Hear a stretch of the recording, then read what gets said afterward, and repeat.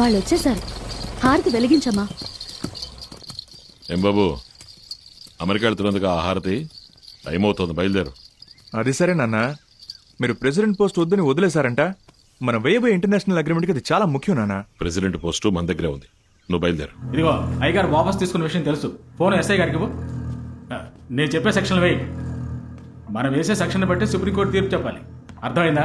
మినిస్టర్తో నేను మాట్లాడుకుంటానయ్యా, ఆ విషయం నాకు వదిలే.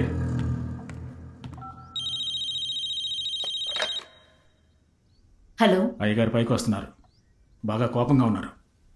నేను చూసుకుంటాను సార్.